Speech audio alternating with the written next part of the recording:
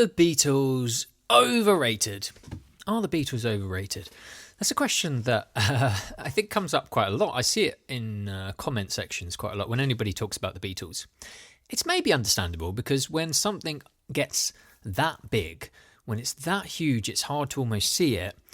And I think some people can then come along and say, well, can it really be worth that? All the talk, all the hype, don't believe the hype.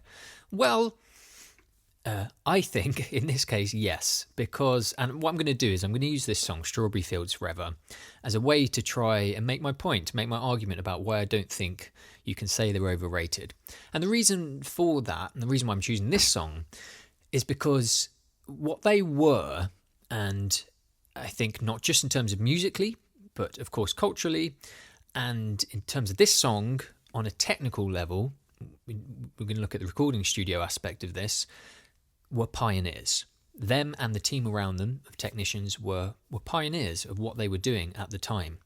First of all, the music. Okay, so, if you wrote the chords down on page or had a look at the chords, pull them up on the internet, they don't look massively that strange or weird and wonderful, but when you slot them together, what you get is strange mixes of modal kind of sounds, and a very strange, unusual melody for this time. This is a couple of years after they were writing pretty catchy pop tunes, songs about let's go and dance and I love you and hold my hand. And then suddenly we've got, let me take you down 'cause I'm going to. Beautiful shift to an F minor there, the melody. 2 on that flat and minor note 2. Strawberry fields. Nothing is real. I mean, what a weird and peculiar melody that is. Nothing is real. And it's painted beautifully with the words, nothing is real. An F minor to a G7. That's not a usual kind of chord progression to be making at this point as effectively a pop rock band. Nothing is real and nothing to get hung about.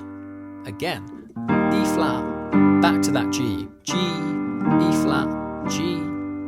To me, it's got this feeling of like an elastic band that gets pulled and then flips back again.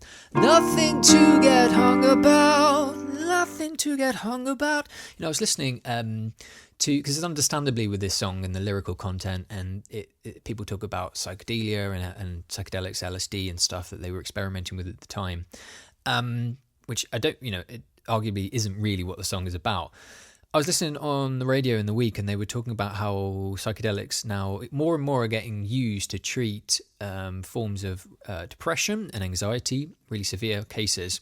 And one of the reasons they're doing that is because they find that psychedelics change the way the brain is working, and it puts it into that elastic way of thinking about things, which is the way the brain is through our formative years, those years when we're growing and when we've really got our minds open to new things and new experiences. And there's something about that in this song, I think that's one of the reasons why it works so well. Nothing to get hung about, these kind of weird pulls and pushes.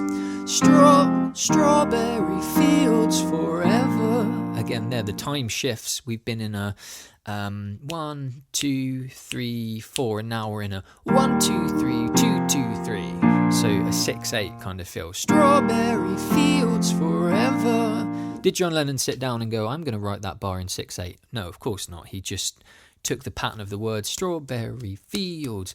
He's one of the best kind of scanners lyrically in terms of the way a word, the way you say a word. He paints a melody or rhythm that goes with that word.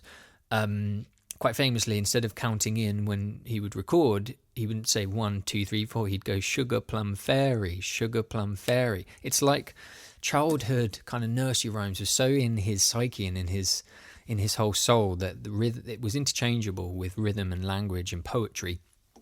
So then we get to living is easy with eyes closed. You've got a moving bass line feeling, but he's singing on one note.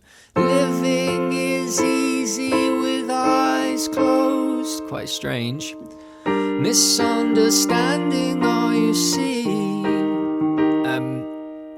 So I think these verses are just nice little kind of musical packets. Again, in terms of chords, there's nothing massively extraordinary about what's going on here, but it's the way that the harmony is working together. And then to go back to that big B flat moment. Let me take you down, 'cause I'm going to. The chorus doesn't lift to a nice, happy major place. It goes to this very strange, unusual feeling.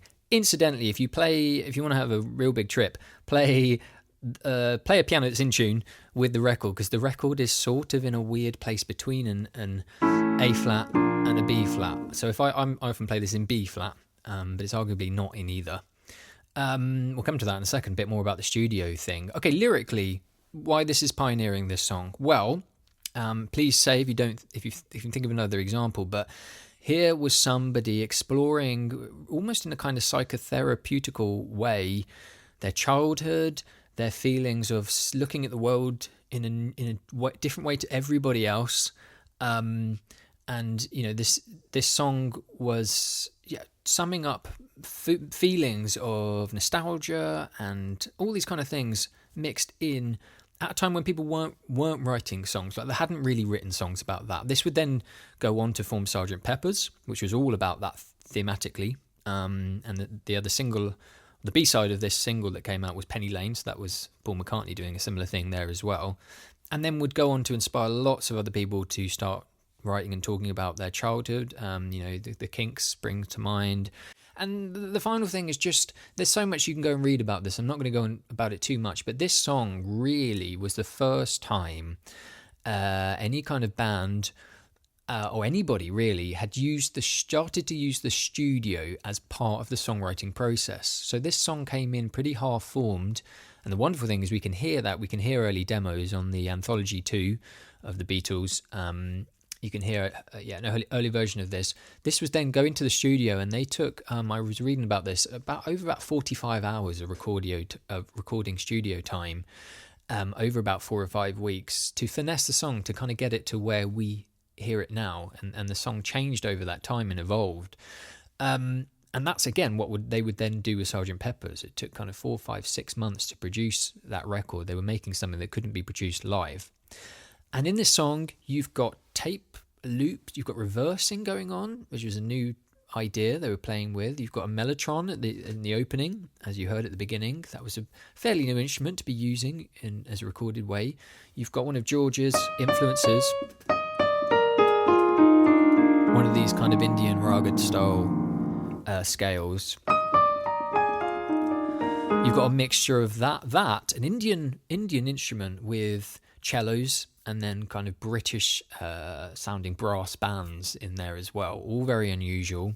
And the real fascinating thing here, this had never been done. They took 2 takes. John Lennon liked 2 different takes that were played in different keys at different speeds. And one of the technicians had to work out how to make a seamless cut. And you'll hear it at the end of the second chorus, I think it is, or going into the very final chorus.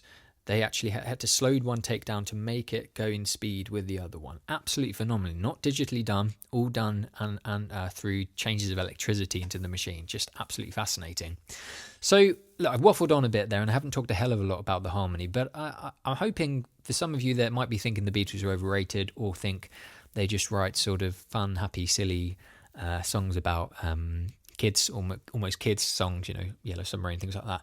Maybe go back and have a look at some of these songs, investigate them, and appreciate the fact that they were written in 1966 and recorded in 66, 67, 68, and just think, my goodness, what a wonderful world we live in, where we've got this piece of recorded history to look back on and see that these were the guys climbing up the mountain. These were the first people to kind of reach the peak of Everest.